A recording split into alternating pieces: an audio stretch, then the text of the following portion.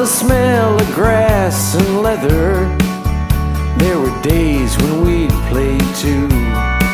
We'd cross the lines when the sun would shine and make our dreams come true. I had a glove on my hand and a girl in the stands. She stole my heart like a hit and run. It seems the world was so much simpler back then. We was just out there for fun. I pray for someone to hold your hand, and baseball in the summer, someone to walk with you when this world grows cold. Baseball in the summer, baseball in the summer.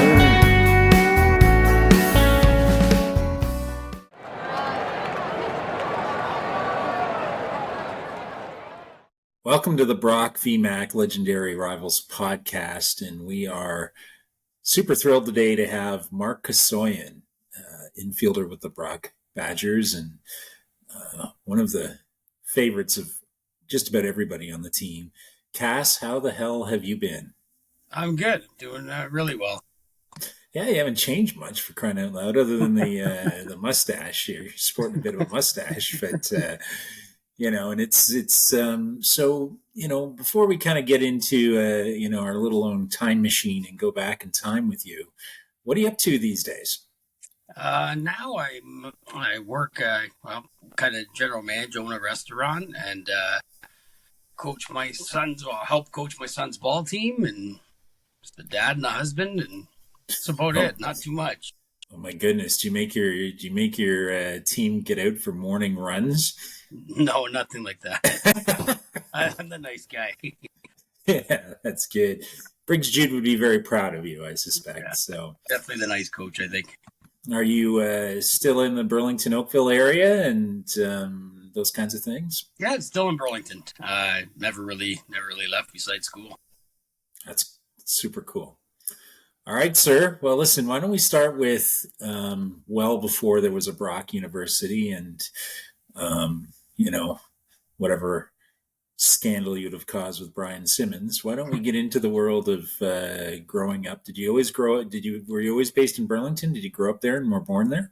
I was born in Hamilton, and I think we moved to Stony Creek. But by the time I was in school, like kindergarten, we were in Burlington at that point. That's good. It's so it's certainly home for you. Were you always an athletic kid? Were you big into sports and that kind of stuff? Yeah, no, sports were definitely my favorite. I was always pretty coordinated, so I any sport I could play, and I lived on a court, so it was perfect for playing baseball, hockey, anything else you wanted to play at that point in time. So it was a good spot to grow up for sure. Yeah, maybe not so great for everybody's windows, but that's neither here nor there. So was your I know that your dad was a big supporter. Was he always involved in your sports life? Oh yeah, very much so. He was by choice, and then I guess my mom and my sisters were too, but not by choice. They were kind of dragged along everywhere. But no, I think from the time I was really young, I was playing catch with him, and he was trying to teach golf and hockey, everything. He would play, we would play, and then just growing up, he didn't really coach until we needed an extra hand, and I don't even know if he wanted to, but at that point, he was one of the few that knew the rules of baseball because he umpired, so he was kind of a coach by default in that regard. Oh God, your dad was an umpire. He must have put up with a lot of abuse at some point. I think... for sure. It's fun watching your dad get yelled at when you're a kid. So you went to grade school in Burlington, yep. And was it when do you recall getting into organized sports?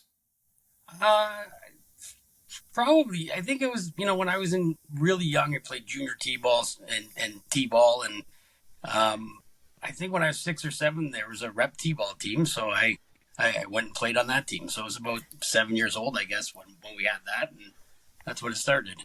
My goodness, you may be one of the longest tenured baseball players ever, having played reps since 7. And did you naturally gravitate towards a position, or did you play different positions as you were coming up? It depended, but mostly middle infield. But I'd play anywhere. It didn't matter to me. I always wanted to pitch, but I didn't have an arm to pitch, so that's the one position I didn't really play. But then in high school, you kind of play wherever they need you. So grade 9 and 10, you play left field, which you haven't played, and then you're playing some catcher and some shortstop, and just wherever we needed somebody. I just wanted to play, so it didn't matter where I played really. But second base would have been probably my most comfortable position. Okay. And you played high school baseball in Burlington. And it obviously was hot at that point. Were you a Jays fan? Were you like into the professional side of it, or just playing? Oh, big time. I mean, what, 76? So, yeah, when you're 16, 17, the Jays are winning. It's pretty cool. And, you're 14 when you start high school. So, yeah, no, I mean, I loved the Jays growing up. Like, when we played on our court, it was always, we were Bell, Mosby, and Barfield, and that was our outfield. So, would have been since 85 kind of thing. Yeah. Took off. Given Chris Peters' general disdain for Lloyd Mosby these days, That was my favorite. So I was a big fan of the Shaker growing up. So. Well, you're even a bigger fan now that he's called Chris, an unmentionable name for not being able to hit a golf ball over the center field fence. So that's tons of fun. And did you guys have a really good high school team, or was it more the Burlington rep program at that point where you were kind of competitive and excelling? We were okay. Like our high school isn't even there anymore. But I think my grade 12 year, we were one game away from going to the Prentice Cup, which we had no business going. Our team wasn't that good, but it's fun playing high school ball because you're playing every other school and you're playing against all the rep guys that you play against. And the other teams had way more and way better ones, but we we were competitive. But it was our grade 12 year where we were one game away from going to the Dome kind of thing. Did you have to hit against your future teammate Joel Garden at some point? In high school, I must have. I don't remember, so it probably didn't go well for me. If it went well, I'd remember what happened. But I'm sure I did at some point in high school for sure. And his team had him and Green and Kapusa was their catcher. And there's a guy, Joe Calamecqua, that was a heck of a ball player. Like their team was stacked. Like we had no business beating them, but somehow we did. Well, it's always good to have bragging rights, Mark. Yeah. So, and you also, you played rep all the way through until junior, I suspect. And, yeah. Do you have any crazy memories of your formative competitive years in rep ball? Nothing. There's the odd, I think we were, oh, geez. When there's only 2 rep teams for every age group. There's just a major and a minor. And every year our minor team, there was 4 or 5 of us that would play with the major team. And that team had everything we didn't have. They had a couple better arms and a shortstop and some other positions where we weren't as deep.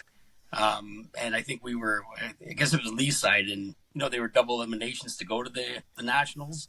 And we hadn't lost yet, and Lee's side beat us 2 in a row over 4 days to knock us out. And we had already picked what pitchers we were taking.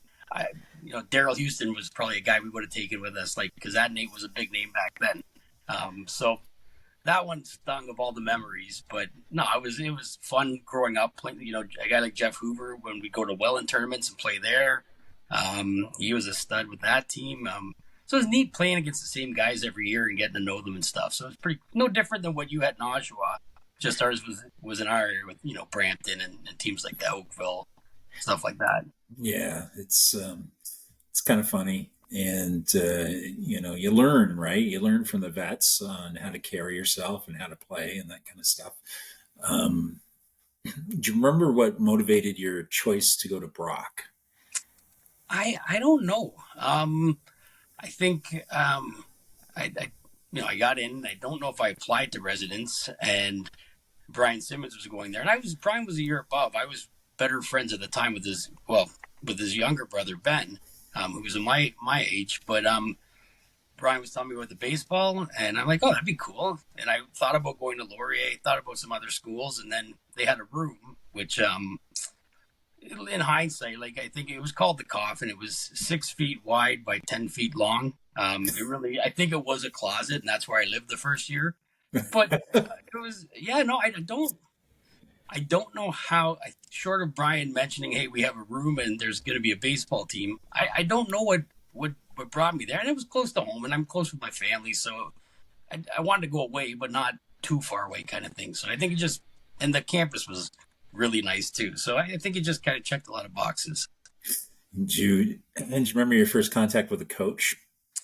I don't even I don't even know how I really got there. I just showed up at these practices and and then looking around going, wow, this was better than I thought it would be. I was kind of expecting more like a George Brown kind of program where you'd go in and be really good. And then I went there and I'm like, wow, these guys are really good. Like, and just the way they ran it was like, obviously a lot of time, thought, and effort was put into it, which was really cool, which made me really hope to be a part of that team, obviously. So.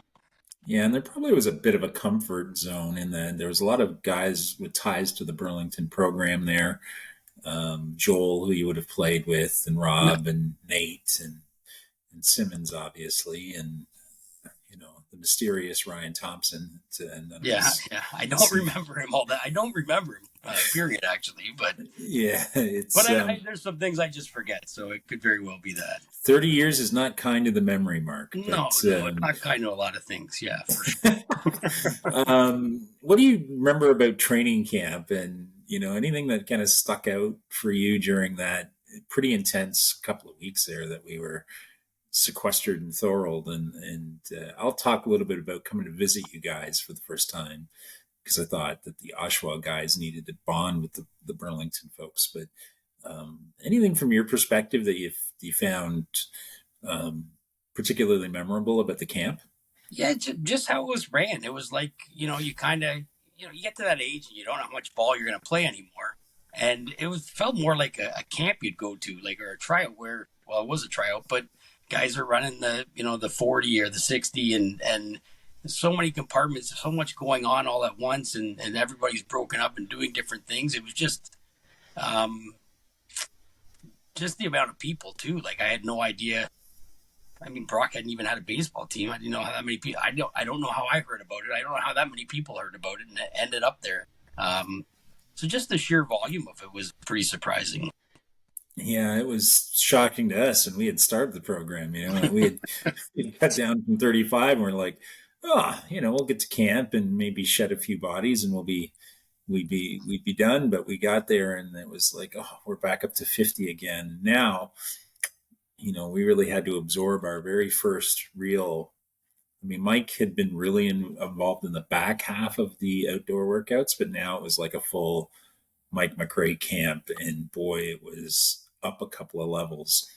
And do you remember? I mean, we all have the kind of the memories of some of the long days and some of the harder drills and stuff. They got your positioning right away, though. I remember that you were in that middle infield and rotating around and doing a lot of different things. So you would have had a lot of exposure to, Coach Kemp and Coach Lounsbury and Coach McRae specifically. Yeah. What do you remember about meeting Darryl Kemp and what you thought of Darryl over the first meeting him and then over the course of the season? Darryl, I thought, was just the coolest guy. Like, he was the Fonz. Like, he just had a bit of an aura to him. He just was pretty quiet, but then, when he spoke, everybody listened. He just had a coolness to him, kind of a swagger at that point in time. So, you definitely wanted to make him happy or impress him. And then McRae, more, you just kind of wanted to stay out of his way and not get on his bad side and, not be made an example of. I know that happened a few times. So, sometimes if he didn't say anything to you, you knew you were doing okay. I'm sure Mike would beg to differ, but having had to run foul poles for a practice, I know what it was like when you kind of got on the wrong end of the stick there. So yeah, and then I don't remember a ton of interactions with Coach Lounsbury, but I know he was kind of everywhere too. But yeah, no, it was it was just different and interesting, and you knew, I remember just thinking, man, I wish I kind of, no offense to my dad, but he wasn't, our Joel's dad, I think, was our head coach. I just remember thinking, man, I wish I had this kind of coaching or seriousness or intensity when I was younger growing up, because we were really good, but we didn't take it that serious. Or we didn't work that hard or work on that many things, which was kind of neat to be a part of, for sure. Yeah, it was certainly, it reminds me of Spinal Tap. Everything got turned up to 11 a little bit. So, what was it like living off campus, and I know you kind of poked a little fun at the size of your room there, but, do you remember what it was like being away from home and now trying to adjust to a baseball and class schedule and that kind of stuff? Yeah, I mean, it was different. I don't know if we lived on Albert Street, so you'd take the bus to school every day, which was, it felt like you accomplished something just by getting there. And Brian was there, which was cool, so I knew somebody. And then I moved in with, there's 6 of us, so the 4 other guys I had never met before. But just with the baseball and stuff, I knew right away, like, the Houston seemed like guys I would have got along with back home. So I think Daryl had a car, or somebody had a car, which was always pretty handy. But no, I just, with the baseball, by the time baseball ended, which I think was on Halloween, I think it was the 31st or around there, and that's one of the few things I remember about detail wise. It was kind of December, November before you knew it, so you just kind of adapt right away. Because with the ball, I think it would have been harder. But with the ball, it made it a little bit easier, for sure, because you already knew a bunch of people. You were there in August before school started. They were all in the same boat. You'd all been through, felt like, some torture at the time. So no, I mean, I didn't find that adjustment too bad. Not having, I remember, we didn't have internet or anything like that, or a computer in our house, but so finding the time to do work, or finding a way to do it, was tricky. But no, it wasn't too bad to adjust.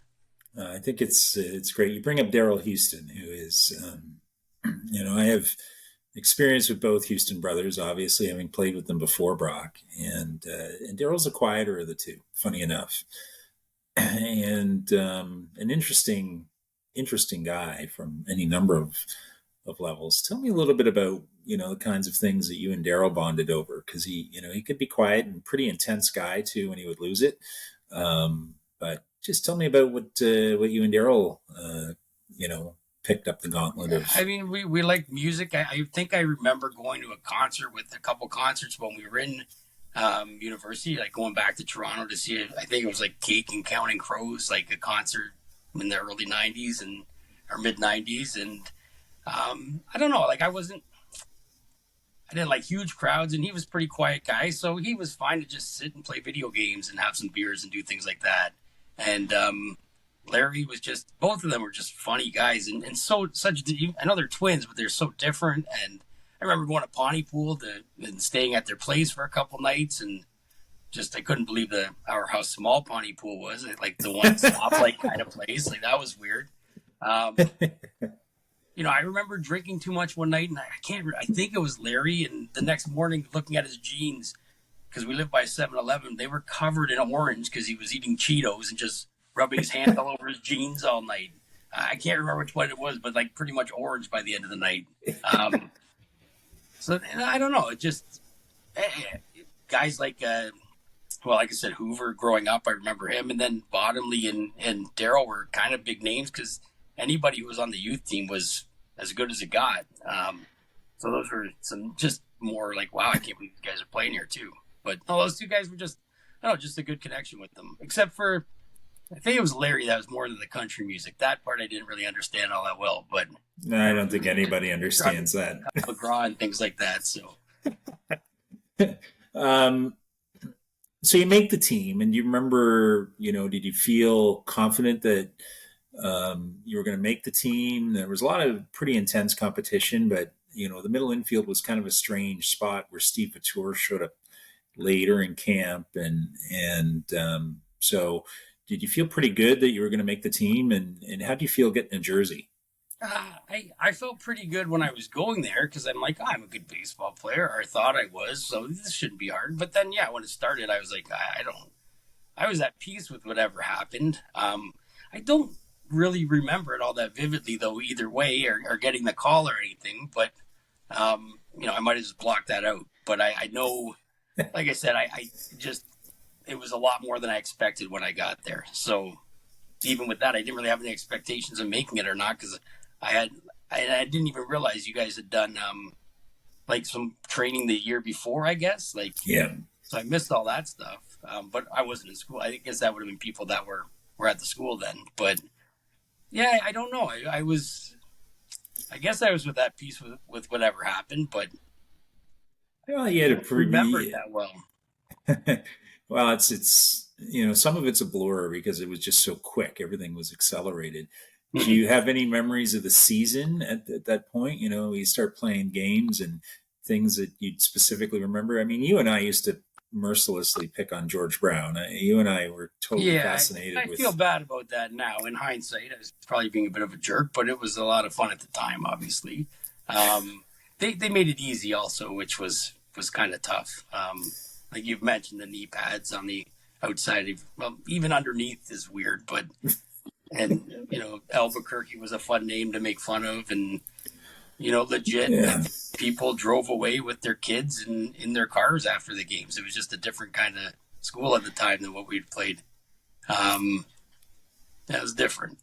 Yeah, I mean, we all kind of got up for the more intense games and traveling to the U.S. and McMaster and Durham and U of T were really good programs where we had played against a lot of those same players and stuff. Do you have any specific recall of any of the U.S. games and any of the trips like Cooperstown or?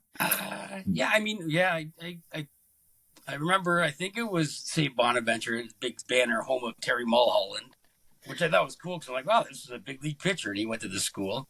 Um, I remember playing Canisius. Did we play them in St. Catharines? Yes. I remember them throwing a guy that threw ridiculously hard, and then the next guy just kind of threw knuckleballs, and I was just like, this is crazy.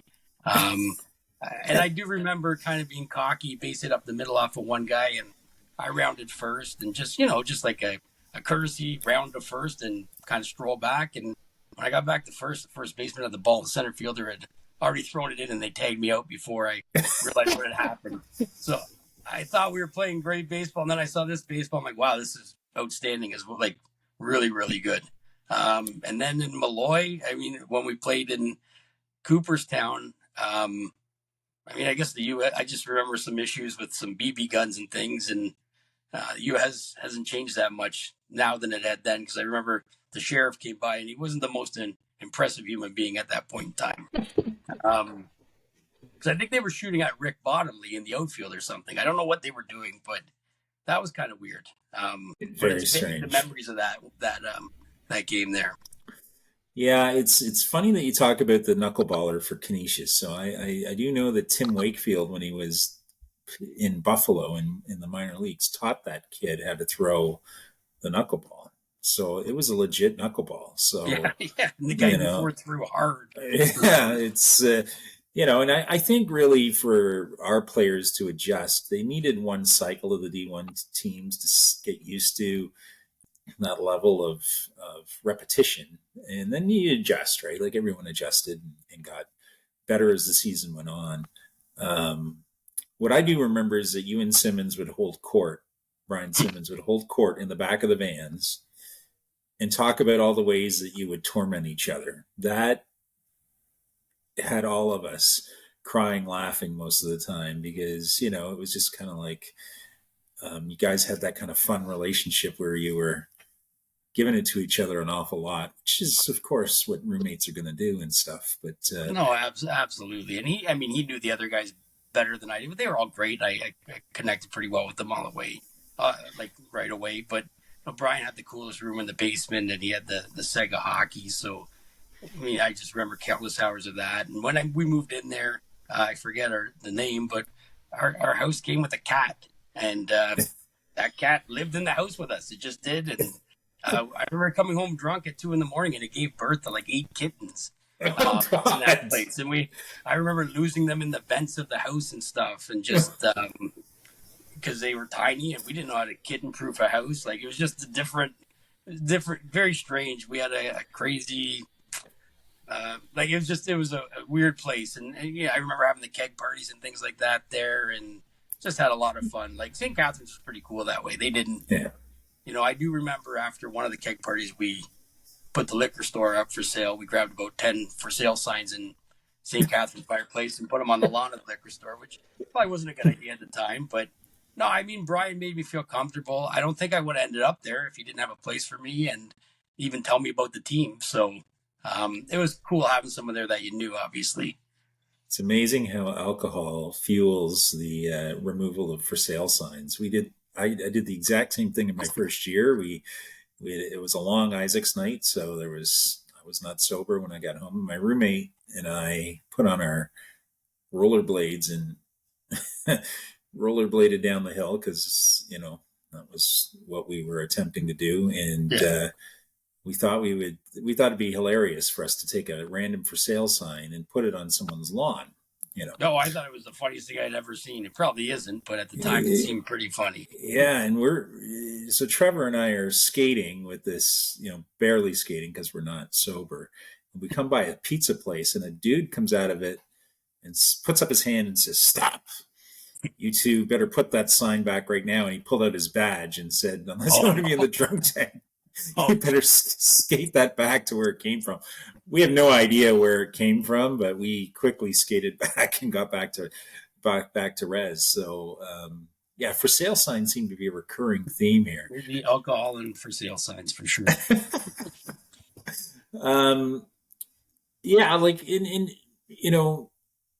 So we get to nationals, and tell me about what you remember about going to Quebec during that crazy environment with the referendum going on. That was referendum, yeah. Okay, yeah. It was intense. I think we did a pretty good job relaxing some of the guys on the team, so it was okay. But yeah, no, I remember it just more politically being intense. Like, there was a kind of weird aura around everything. But the baseball side, I think, like, it felt workmanlike. Like, we were there to do something. We knew what we wanted to do when we went there, and everybody seemed to be on the same page at that point in time. Green will kill me, but I remember, he was kind of one of the spokesmen, and he gave a speech, and I'm pretty sure what he was trying to say, but he called it Capradium instead of Carpe Diem, seize the day. So I don't even know if he meant to loosen things up, but that kind of just loosened things up too. And it was Robbie would be tickled pink that you remember that. Yeah. Hopefully he doesn't still live in Burlington or too close to me, but he does. Okay, well, I'll stay away.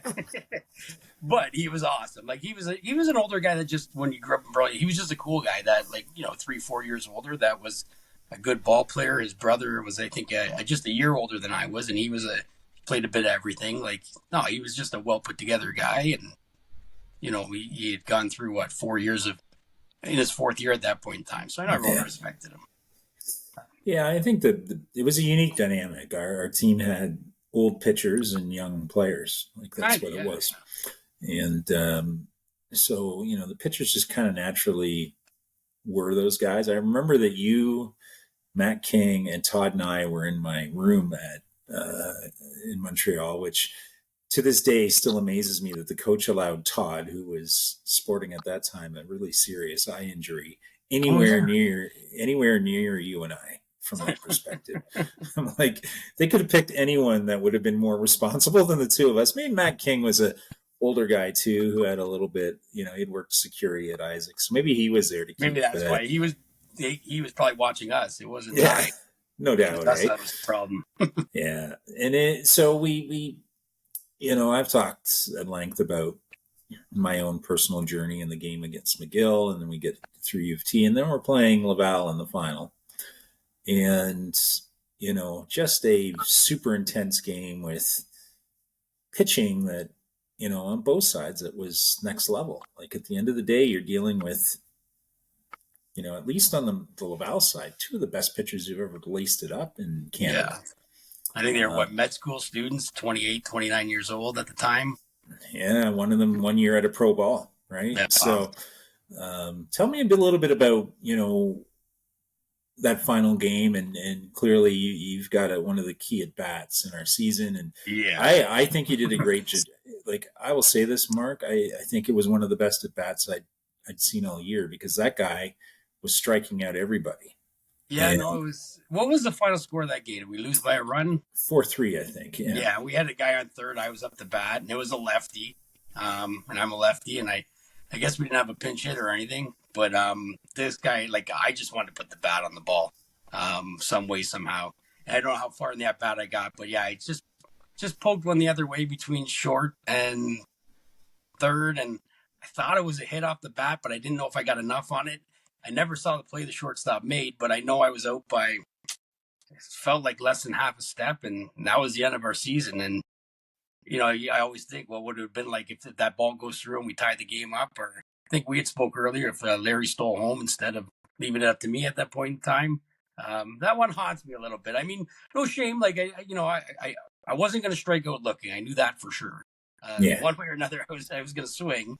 But that was a tough guy to put the bat on the ball against. He was a good pitcher for sure.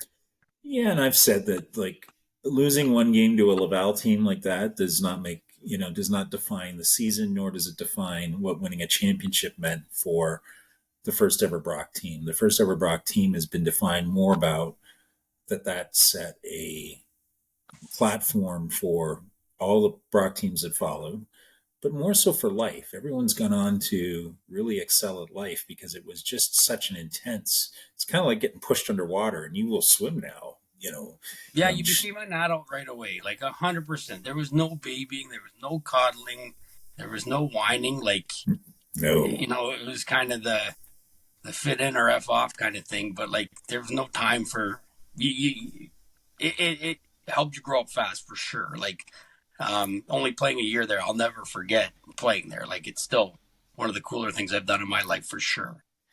Yeah, and you develop a real intense respect for your teammates because you know what they had to survive, for the coaches because they just, I've never seen a team coached like that. That was so,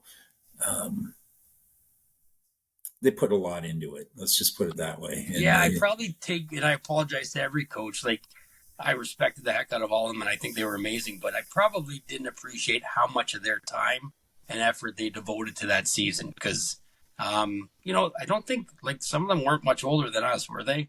No.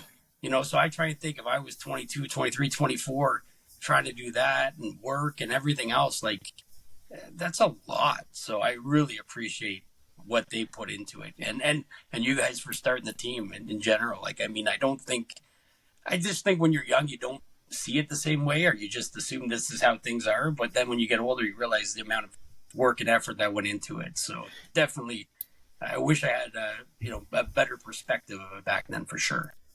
Well, I think it all pays off with what follows. So after the year, what's next for Mark Kasoian? At that point, I'm just focusing on school, or kind of focusing. I try to make sure I focused on school, not have too much fun. That when you live with 5 other guys, that I did notice that pretty quickly, that every night there's somebody that'll go out with you if you want to. So just, staying focused and getting involved in that. And I love playing intramurals. Any intramural I could be a part of, I would try and latch onto that and do that. Like, that was so much fun there. And I remember some of that was pretty competitive, even in some strange ways. So, just school, and I'd come back and work once or twice a month, just so I had some money. Like, I loved when my parents would come because they'd take me to Costco and fill up my fridge, and then I'd write my name on it and hope nobody stole it over the next couple of days. But after ball, it was just being a student, and because that, like you said, it was a blur. That took up so much of your life for like 2.5, 3 months kind of thing. It was crazy. Like, it just, you woke up, you played ball, go to school, you play ball. Like, it was a lot. So did you make a conscious decision not to come back for a second year of ball? Not conscious. I think we went to I don't know if I went. I don't know who I went with to go see. I think they had started some spring stuff, and it was kind of an ultimatum. Like, if you don't play now, you don't play next year. And I know, you know what? At the time Brock had started a radio station, I'm like, oh, maybe I'll go volunteer at the radio station. So I just felt like in a split second, you had to make a decision. Are you playing next year or not? And I don't know if I regret not playing. I'd be curious to see if I had kept going, obviously. But I just, when Coach McRae had left, and I don't think Brian played year two either. No. And I know Daryl didn't play year two. So the guys that I got along with or hung out with too, and a lot of them it seemed too quick to make a decision if we were playing again the next year. It probably wasn't, but I wasn't equipped to make it at that time. So it's a very intense experience, and it's really hard to, in the heat of the moment, make a decision. And I know that Teddy and I had to, we were that January in Toronto running the league at that point, and didn't really have much of a chance to kind of rally the troops around a second year team and that kind of stuff. So it's a lot, and I get that. What, do you continue at Brock, and what comes next for you in life at this point? So I went to the next year, same thing. We had moved, but same guys, the six of us, we had another place on, I think we were on Albert Street the first year, Welland Avenue the second year. And, I was doing fine in school, but I didn't love school. I still don't love school, even for work. If I have to take courses and stuff, it's not my favorite. So I was working at a restaurant, and I wanted to try that out. And, I'm sure my parents weren't happy. I don't blame them. But they're always very supportive, and, kind of as long as you're working hard in whatever you're doing, you can stay here and, we'll go from there kind of thing. So after the second year, I had left. Okay. I think Daryl had too, because he had moved to Burlington, and he was like stocking paint and Home Depots and things like that. Yeah. Just kind of came back home. That's good. And I assume that, having that sense of home and family allowed you to just, start to grow your life out of that. Did that lead to you getting into restaurant and hospitality, or what led you to where you are today in terms of your career? I think, I had cooked and bartended and served and done a bit of everything, and I thought I'd give management a try, and I got into management, and I enjoyed it. It was different. And I don't know, you do anything competitively throughout your life, you kind of want to be the person making decisions and be in charge. So I think it just kind of led me to wanting to do that. I was lucky enough to progress pretty quickly, and then had an opportunity to general manage my own store. So, from the time I got into management, 26, 27, I think I was 29 or 30, and I was running a store in Scarborough at the time. So, that was about it. That's super cool. How did you end up with one so close to home? You just eventually moved your way there? Yeah, I started in Scarborough because these jobs don't come up this often. So, I was commuting from Burlington for just over a year. And then the restaurant, there's one in Etobicoke at the time. They asked if I wanted to take over that one. It wasn't as busy, and I'd make less money, but it was closer to home. It was kind of perfect, like 27, 32 minutes from home. And then I was there for a couple of years, and then the restaurant in Oakville had just opened up, and they asked if I wanted to take over that one, and I was all over it. In the span of 3 years, I was able to make it from Scarborough back to Oakville, which, running a restaurant, I didn't really want to do it where I live anyways. It's a little too close to home almost. Yeah. So Oakville is perfect. Like, it's really close, like, 15, 20 minutes. I see Joel there every once in a while. You're coming for dinner. And I actually see a lot of cool people there. It's pretty neat. Like, so that's kind of how I made it back home. Well, I hope you charge Joel double when he comes in, that's just kind of the way it goes. No, we're taking care of his parents when they come in. Joel can pay double for sure. Yeah. Tell me a little bit about, your, that's a big operation to run a restaurant. You have lots of staff, and it's a lot of leadership, because it's not always ideal, right? People don't understand how difficult it is to manage that number of personalities. Yeah, Um, it's a grind for sure. Yeah, it's more that. It's just before it was just operations managing the restaurant. Now it's managing people. We have 95 staff, and they're all different and all different needs. And my wife and I were just talking about it. My wife's a teacher, and she's wonderful. Just before, when somebody said to do something, you just did it. Like when I was 19, 20, 25, and they say do it, I did it. Now I can't ask anyone to do anything without 18 whys. Well, why am I doing this? Why am I doing that? And she teaches grade 7, same kind of thing. A lot of whys. So it's just different now, right? There's a lot more explaining why we're doing things as opposed to, well, because I said to do it kind of thing. So it's definitely different. That's super cool. Tell me a little bit about your wife and family. Obviously, these are big pillars in your life, and exciting, from that perspective. We've had a few people that met their wives on campus. We had Chris Peters stalking his wife at a Starbucks. Like there's a few out there. Tell me a bit about that part of your life. Yeah, my wife, I was running the restaurant in Etobicoke at the time, and this is way back when the one in Oakville was closing and some staff were looking around, and she applied for a job. So I hired my wife, which I guess sounds kind of bad. I'm not gonna say anything, Cass, but you know what? She still teases me about it. When I interviewed her for the job, I probably talked more about myself and because I knew right then, like I knew I really liked this girl. Like I was hooked. She was a teacher. She was doing this on the side, so she was working really hard, and she's attractive, which didn't hurt at the time, and well, still is. Didn't hurt then or now. And we were just friends for years. And then just, I liked her more than I think she liked me for a couple of years, but I think I just wore her down a little bit. And, she went to a different restaurant, the same franchise, but in Burlington. And then we just kind of reconnected, and the rest, we just moved in together, and it just kind of took off from there. I mean, I was in my 30s then, I think. So, yeah, I don't know. When you're with somebody in your 30s and dating and stuff, things kind of move, I guess, twice as fast type of thing. But, I guess I hired my wife, and, it wasn't part of the job in the hiring that she had to marry me down the road, but I was lucky enough that it worked out that way.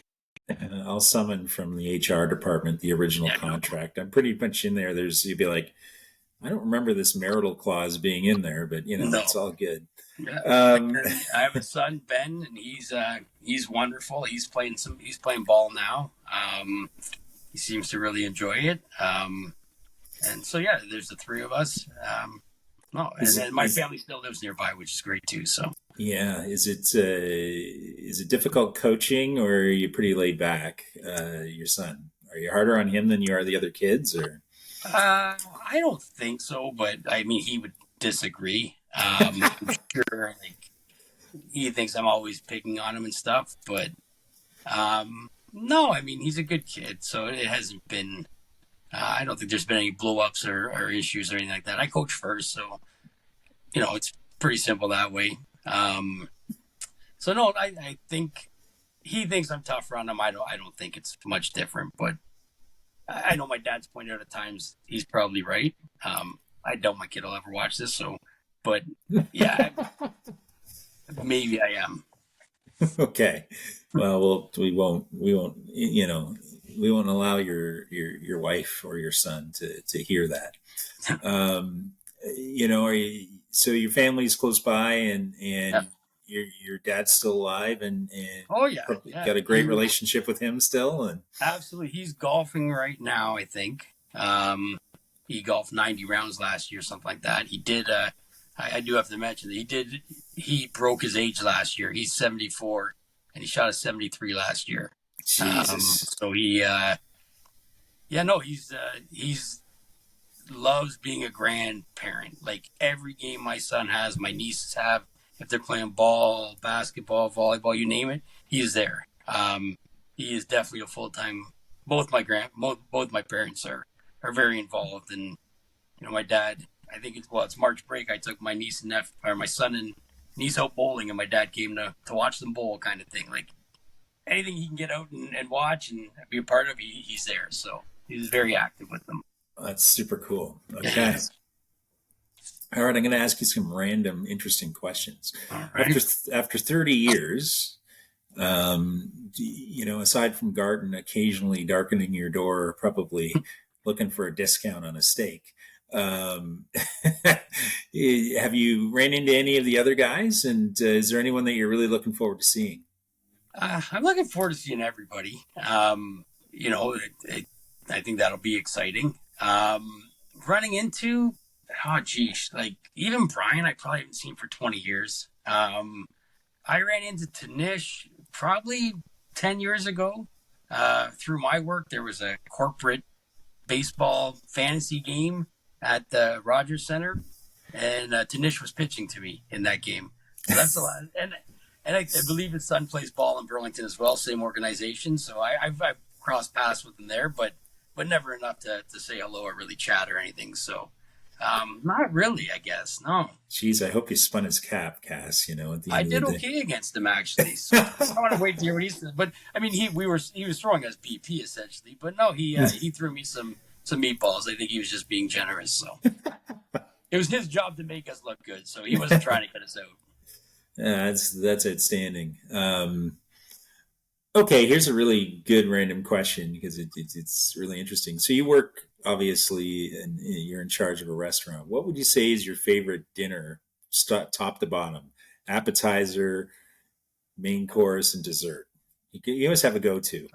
I mean, I like scallops and bacon or shrimp cocktail to start are always good and leave some room. And I like the tenderloin. A nice fillet or a bone-in fillet is probably my favorite. And then, I mean, I'll drink anything with it. So, but usually red wine goes well. And dessert, I like it as a simple creme brulee. Happy with that. I don't think you're going to get too many arguments from people who think that's a great choice. Favorite spot that you would have maybe partied at while you were at Brock? For us, it was Gourds and Shooters, 100%, because they, I think they had like $1.99 burger and fries on Wednesday nights. So the Gourds side and the Shooter side, and then they had live music on the other side. That was a lot of fun. And then I remember going with baseball guys to, was it Front 54 or whatever?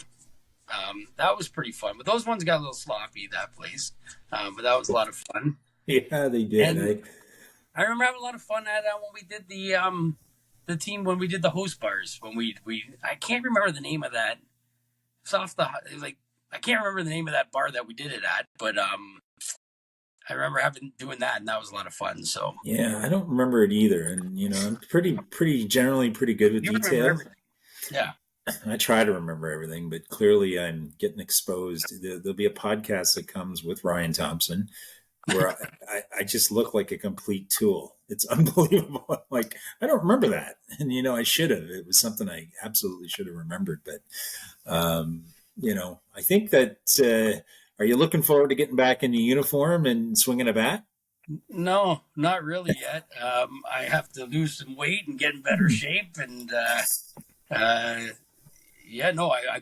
told my son's coach played pro ball, so I've asked him to maybe throw to me this summer. Not too hard, but and I definitely need some Funkos hit to me, and just I don't know what to expect. I don't know if anybody's still playing really competitively or not. I think there's gonna be a lot of pulled hamstrings and things like that, I would imagine. I don't know what to expect. You hope just the muscle memory takes over in some way, shape, or form, but I'm thinking to myself, like, I don't even own a cup. Like, I'm not playing without one. Like, there's just so many. You start worrying about these random things, like, how am I going to fit in my uniform? What am I going to wear? I don't own a cup. I don't have a batting helmet. There's a lot of weird stuff like that. Yeah, I think one of the things that I'm concerned about is that when we have to go to St. John's Ambulance as the primary sponsor, we're in a pretty and we need to have an oxygen tank on both benches at this point. And I have come across a lot of the McMaster players, right? And because they are doctors and because they are teachers generally, and cops. That seems to be the three de facto choices for a McMaster graduate. A lot of them are in great shape and look like they could still play. Now, the Brock guys are business owners, and, we do have a couple of cops. But I think, because we're going to be slightly older than that MAC team, we're going to have to, dig it in and be good, because I don't want to go out there and turn it into a slow pitch game because nobody can hit a catcher from 60 feet. No, absolutely. And I'm worried about running 90 feet down the baseline. I mean, hopefully I put the ball in play, but 90 feet is a lot farther than it used to be, or it sure looks a lot farther than it used to be. It is pretty bad when you got to run a relay down to first. Here, I'm going to pass the baton on to the next guy, right? So, and I think for a lot of us, it's a really interesting opportunity for us to reconnect with, in some form or fashion with Coach McRae, because a lot of us didn't really get a chance to say thank you for everything that he did. 100%. What do you remember most about your relationship with Coach McRae? Not a ton. I didn't have a ton of interactions with him. I think my job was on the team was I'd play a position. If somebody wasn't there, we needed someone to fill in, I'd just kind of be just work in that area. But I don't remember having a ton of one-on-one with him. Like I said, I more stayed out of his way. But so I can't really think anything specific with Coach McRae.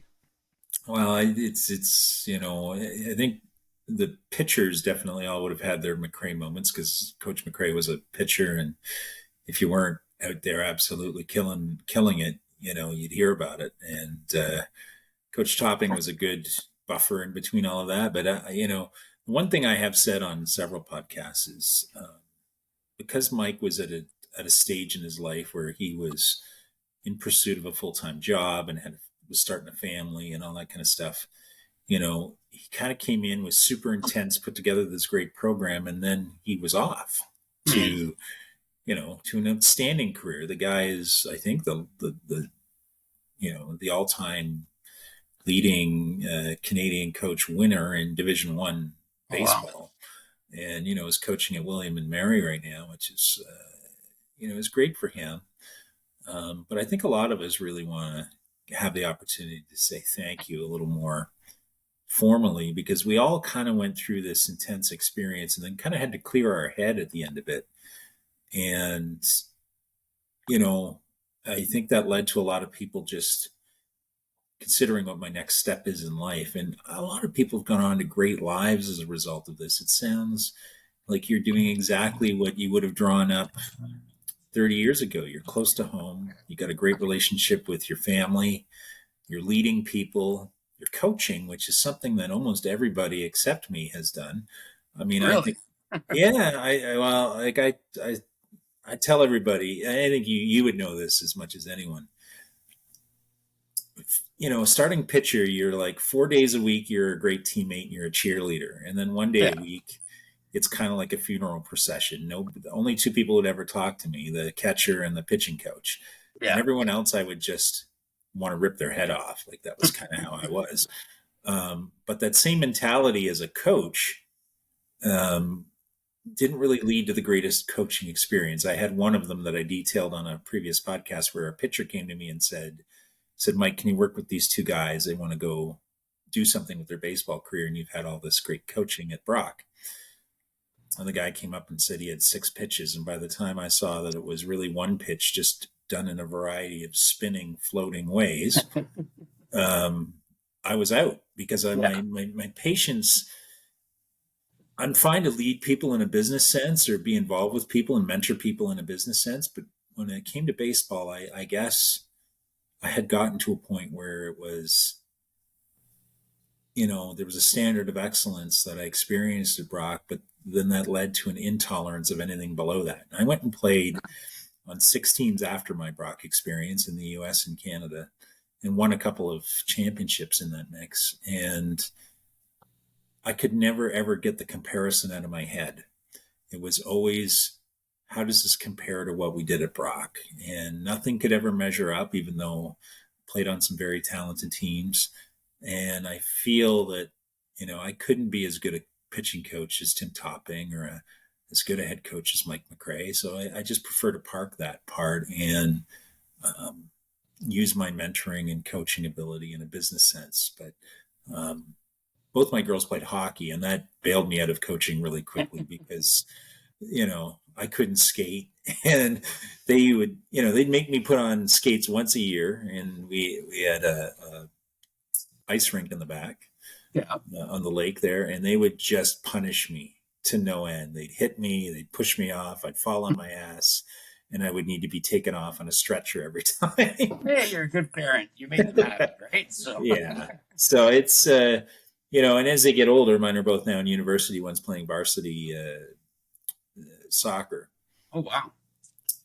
You learn to just appreciate what we went through 30 years ago all the more, right? Because it's not common. I don't think those 2-a-days we did at camp would be legal today. No, they were something before school and after school. Like, it was crazy. Yeah, poor Peters. I nicknamed him Puke during his podcast because he threw up after those morning sessions every time. And now he has like 0% body fat and is a firefighter. But I didn't throw up, and I have more than 0% body fat. I mean, there's no correlation between the two. And 30 years could undo a lot of that, because I didn't mind it then, and I thought our team was so far ahead of everyone else because of it. And then when we went to that Durham tournament and just steamrolled everyone, and every other team was still asleep, you realize how much of an impact getting up early, running, doing all these things had on it, that it was, for Coach McRae, it had to be great validation that, like, because you go there and you crap the bed and you do horrible. It's like, well, what's the point of doing all this? But it definitely validated the amount of exercise and running and effort we put into things when you saw a result at the end of it. So, yeah, I think it's a good feather in Mike's cap that, he came out and he beat coaches as accomplished as Sam Dempster and Don Graves and, his buddy Rick Johnston there at U of T. It's, I think, says a lot. And I hope he looks back on that time as the blueprint for what he did later in his career at Canisius and some of the other Virginia Commonwealth and some of the other places where he's been, and his travels have been pretty interesting. Mark, here's a really good way to cap this one off. All right. In September, when we all get, we're not on a diamond and we're in front of a bartender, aside from a good, if someone orders you a glass of red, what red is it going to be? And B, I'm sure there's going to be a bunch of us lined up to buy you something because, you're just kind of that way. What is it that you would order? Like for a bottle of wine or something, or yeah. Give me a wine. Give me a wine choice, and then either a drink or a beer. Coruscant, that's really, really good. Probably out of my price range. It's more of a special occasion one. It's good. It's good, and then just something for good value, like the J. Lore is really good. I was lucky enough to work to go to their vineyard in Napa and Paso Robles, and so anything by J. Lore is really good. And the Coruscant's a really good Napa. And then the other one, the Massey, the Amarone, I really like. So those would be the three I would drink. I have drank that Amarone a ton, and yeah, it's just consistent. It's really good. It's a nice wine. Yeah, it goes well with product you might be very familiar with. Steak, it goes with steak for sure. Yes.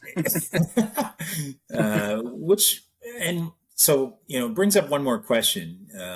Have you traveled much in the subsequent years? Is there any place that really stands out? Travel-wise? I mean, well, we had a honeymoon in Jamaica.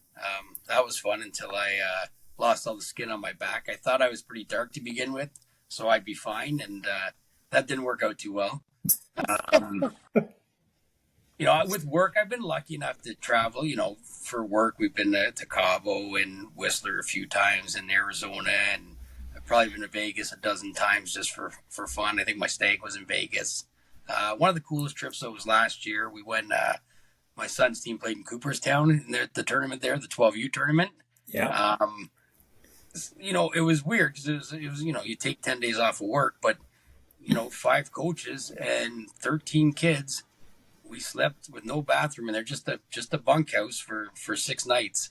That was something else. But the fields were all gorgeous, and the ball was awesome, and like some of these kids are ginormous. But it was that was a really cool experience actually to go to Cooperstown and watch my son's team get to play there and coach on the field there, and it was really neat. So yeah, some things translate from one generation to another. Did it bring? Did you get a chance to tell your son that you had been there already 30? And was that the first time you'd been back to Cooperstown? Yeah, since? It is. I mean, it was tough. Like, I think that tournament. So basically, there's 90 teams in that tournament. You're from there's a team from the Virgin Islands, and we're next to kids from Tennessee and Florida and Kentucky. Unfortunately, it rained the one day, and they don't do rainouts. So we had played. I think our game ended on like the Saturday night at 1:15 a.m. and we had to be back in the batting cages at like 6:45 a.m. the next day. Keep in mind, my son was 11 years old at the time, so that was our day to go to Cooperstown. So it was a lot of zombies walking around that day. But yeah, no, I definitely got some from my wife and my son. We know you were here. We know you came here, because it was a really neat experience. You don't even think about that, like the thought and effort that must have been involved to get our team from Brock to go to Cooperstown and play. Like it's crazy in hindsight. So no, it definitely brought back a lot of cool memories. No, it was really neat. It's amazing, Cass. Listen, thank you for this. Thank you. I think there's a ton of interest from the players as to figuring out what, we kind of figured you and Simmons would have your own reality show by now. Yeah. But it's really great to catch up, and I think there'll be a ton of people looking forward to seeing you in about 6.5, 7 months time. So thank you so much for this, and we'll see you soon, my friend. Well, I want to thank you. Thank you for putting all this time and effort into everything. I really appreciate it. So thank you. Thanks, Mark. Take it easy. All right. Take care. Bye-bye.